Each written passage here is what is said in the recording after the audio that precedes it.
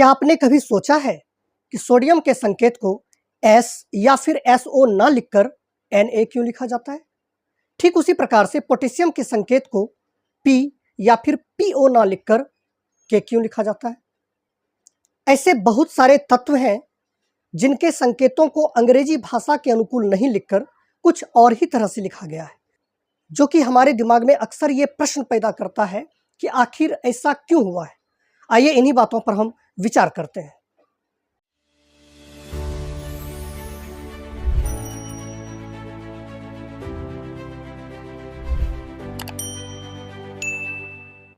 दरअसल इसके पीछे आधुनिक अंग्रेजी भाषा नहीं बल्कि लैटिन भाषा का कमाल है। लैटिन और ग्रीक भाषा को वैज्ञानिक की भाषा कही जाती है।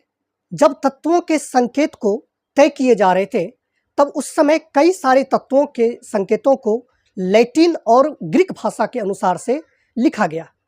आइए हम लोग समझते हैं ऐसे कौन कौन से तत्व हैं जिनके लैटिन भाषा के अनुकूल उनके संकेतों को लिखा गया है।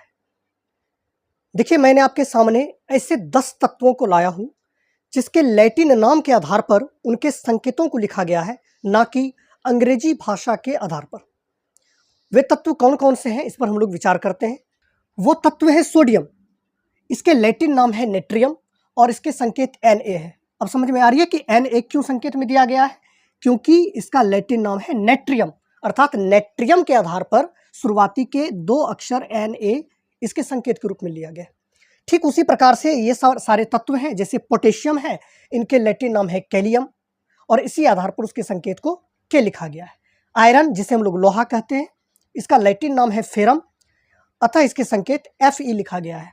सिल्वर, जिसे हम लोग चांदी कहते हैं, इसका लैटिन नाम है अर्जेंटम, इसी आधार पर इसके संकेत को Ag लिखा गया है।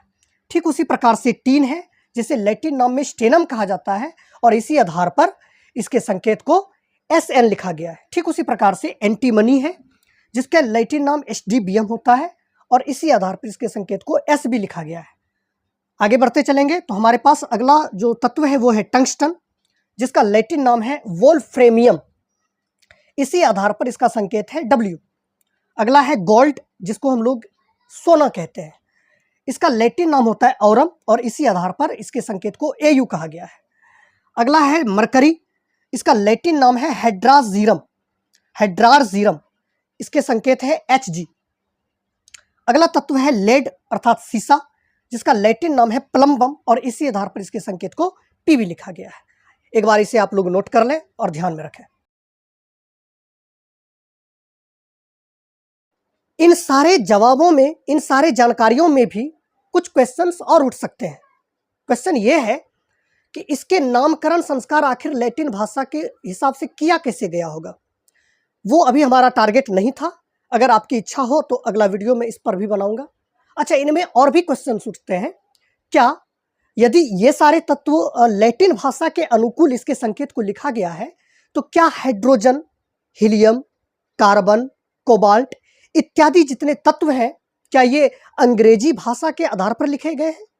क्या ऐसा है इन सारे तत्वों का अंग्रेजी और लैटिन दोनों नाम एक है? जैसे कार्बन है तो हम लोग C लिख रहे हैं, तो क्या कार्बन को अंग्रेजी में कार्बन और लैटिन भाषा में भी कार्बन ही कहते हैं क्या? हाइड्रोजन को हाइड्रोजन और अंग्रेजी में भी हाइड्रोजन, लैटिन में भी हाइड्रोजन कहते हैं क्या, जिसका संकेत H है? आखिर इसके पीछे क्या है?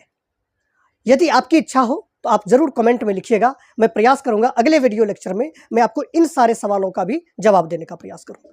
बाकी ये जानकारी आपको कैसी लगी आप लोग कमेंट में अवश्य बताइएगा और मेरे साहस को बढ़ाने का प्रयास करिएगा। मिलते हैं अगले वीडियो लेक्चर में, तब तक के लिए बहुत बहुत धन्यवाद।